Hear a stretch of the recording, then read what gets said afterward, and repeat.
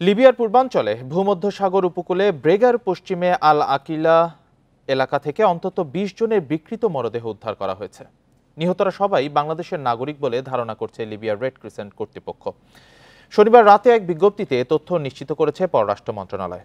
মন্ত্রণালয় জানিয়েছে ২০ মরদেহের সবগুলো লিবিয়ার বেগরা থেকে ৪০ কিলোমিটার দূরে আজদাদিয়া নামক স্থানে প্রায় গলিত অবস্থায় পাওয়া গেছে। তবে তাদের পরিচয় নিশ্চিত করা যায়নি। তাদের সাথে কোনো ভ্রমণ দলিলও মেলেনি। ঠিক কবে ভুক্তভোগীরা শিকার হয়েছেন তা কেউ নিশ্চিত করতে পারেনি। এর আগে গত বৃহস্পতিবার দূতাবাসের ফেসবুক পোস্টে দেখা যায় বেনগাজির ব্রেগা সাগর পারে মরদেহ পড়ে আছে এবং কয়েকটি মরদেহ সৈকতে দাঁড়ানো ট্রাকে তোলা হয়েছে। স্থানীয় উদ্ধারকারী কর্তৃপক্ষের মতে অভিবাসন প্রত্যাশীদের নৌকা ভূমধ্যসাগরে ডুবে যাওয়ার পর এসব মৃতদেহ ব্রেগা তীরে ভেসে এসেছে।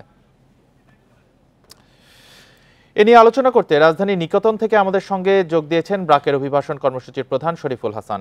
জনাব শরীফুল হাসান, আপনাকে স্বাগত জানাচ্ছি ইন্ডিপেন্ডেন্ট সংবাদে। এই নির্যাতন, মৃত্যু, প্রবাসে আমরা প্রায় দেখছি যে ভূমধ্যসাগর উপকূলে বাংলাদেশের মরদেহ পাওয়ার কথা, তো তাদের বেশিরভাগই অবৈধ পথে যাওয়া। এভাবে অবৈধ অভিবাসন প্রচেষ্টা ঠেকানো যাচ্ছে না কেন? না, ধন্যবাদ। আমরা আসলে দিন তিনেক আগেই প্রথম জানতে পারি যে যেটা আপনারা বলছিলেন, লিবিয়ার পূর্বাঞ্চলের ভূমধ্যসাগর যে উপকূলবর্তী ব্রেগা অঞ্চল, সেখান থেকে বেশ কিছু অভিবাসী লাশ উদ্ধার করা হয়েছিল।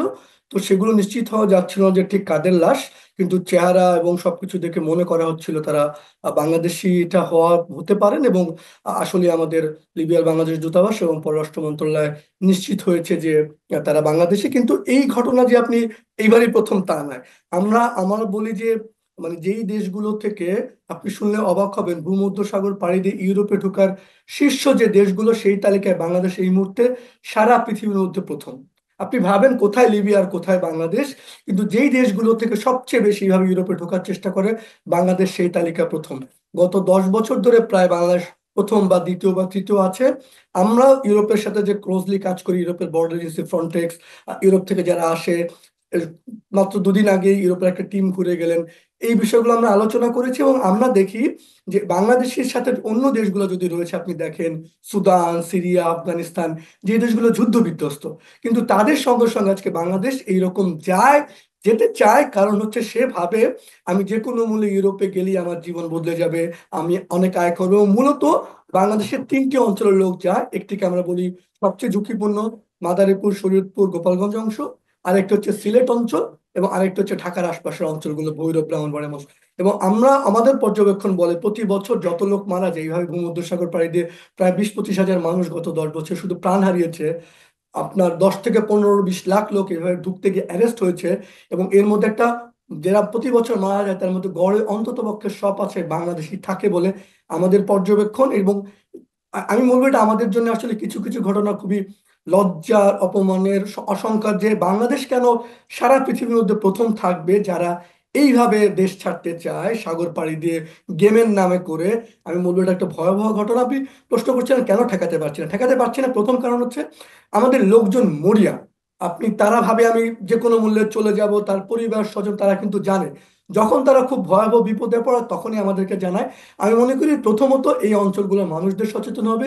দ্বিতীয়ত আমাদের আইন শৃঙ্খলা রক্ষাকারী বাহিনীর লোকাল যে পাচারকারী রয়েছে তাদের বিরুদ্ধে ব্যবস্থা নিতে হবে। এবং তৃতীয়ত আন্তর্জাতিক পাচারকারী চক্র যারা লিবিয়া, তার্কি, দুবাইতে বসে নিয়ন্ত্রণ করছে, তাদের বিরুদ্ধে আমাদের দেশগুলো সমন্বিত ব্যবস্থা নিয়ে এই পাচারকারীদের নেটওয়ার্ক ভাঙতে হবে। এবং মধ্যপ্রাচ্যের এই জায়গাগুলোতে স্থিতিশীলতা কিন্তু খুব জরুরি, কারণ 2010 সালের লিবিয়ার যুদ্ধের পর তারপর থেকে কিন্তু এই সংকটটা বেড়েছে।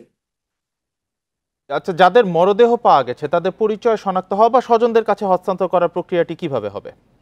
আপনি দেখবেন, আপনি লিবিয়ায় এই যে যখন কেউ মারা যায় বা যখন কেউ আটকা পড়ে, আমরা আইন শৃঙ্খলা রক্ষাকারী বাহিনী আমাদের পরিবারগুলো জানায় যে ভাই, আমার ভাই আটকা, আমার পরিবারের সদস্য আটকা, তাকে উদ্ধার করবেন কিনা। এই কাজটা করতে কিন্তু আপনার তখন দীর্ঘ সময় লেগে যায়। একইভাবে মরদেহগুলোকেও পাঠাতে কিন্তু খুব সহসা আসলে এদের পরিচয় নিশ্চিত করা, ফ্যামিলি নিশ্চিত করা, তারপর প্রসেস করতে কিছুটা সময় লেগে যাবে, কিন্তু মরদেহগুলো আসবে।